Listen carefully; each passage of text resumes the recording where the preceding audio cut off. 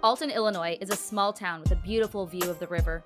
When you drive through this unique river town, you notice that there are not a lot of corporations in the area, but family-ran businesses. Hi, I'm Danny, and I'm here to talk to the owners about their establishments, as well as how they're coping after the COVID pandemic hit, and give you the insights of the places that you all love. This is Talk Local. Today I went to the Conservatory, a newly opened bar on East Broadway in downtown Alton. 3 men that opened it are Jay Hart Stanley, Caleb Lewis, and Justin Lovell, whom I have the pleasure of interviewing. Justin is the bartender that you'll most likely see there every night, as well as running the soundboards during their multiple shows.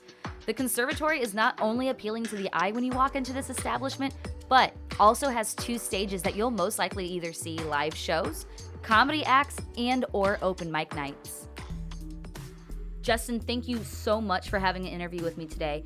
My first question is, the Conservatory, when did you want to start this? How long were you guys doing this process before you actually opened? So that started years ago. Now, I am working for Lighthouse Sounds here in town, and when they were looking for a new location, I was brought on board because the idea was we were going to have half of the building be the studio, half of the building was going to be a venue. Now, with these old buildings in town, obviously that's not really practical because you can't soundproof a lot of this types, at least in that aspect.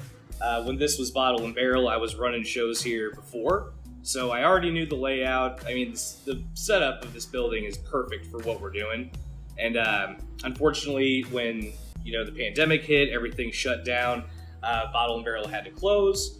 I was contacted because I had some equipment here. Came in, got my stuff, talked to the landlord, figured out a deal, and took it over from there. And now the name Conservatory. Where did that name come from? How did you guys all agree to naming your new place this? I hope my business partner isn't mad at me for this, but I had already had like 5 names that I thought were just rocking, and they all got turned down.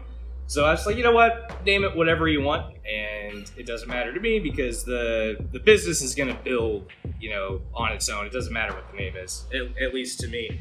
So he brought up Conservatory. I was like, that's pretty cool. I thought of Clue originally, the game, and I was like, that's a little weird. And then we were talking about it's, how it's a place to study music and stuff like that. Like, well, that makes sense, and sure, let's go for it. You 3 opened a bar in the middle of a pandemic. Did that hurt at all? Or was it kind of a blessing in disguise because you were able to figure out what worked and what didn't work before the patrons started showing up? It was harder than we thought, just because it was longer than we expected. So we started moving stuff in and getting things remodeled about June, July-ish, and then we officially opened in August. And to us, it was like, okay, we'll by like September, this will be done, we'll be fine. And then, all right, well, by Halloween, we'll probably be good.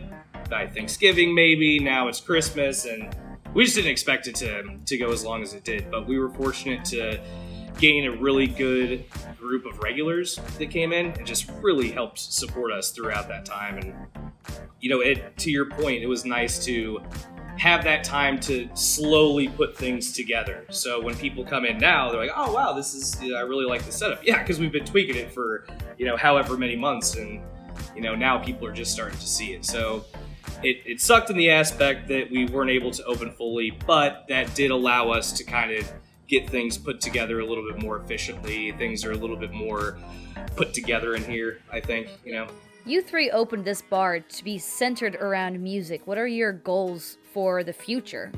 I'd say that out of all the places in town, we're definitely going to be concentrating on original material. That's not to say that we won't ever have cover bands in here or tribute bands, because some of the tribute bands are pretty fun.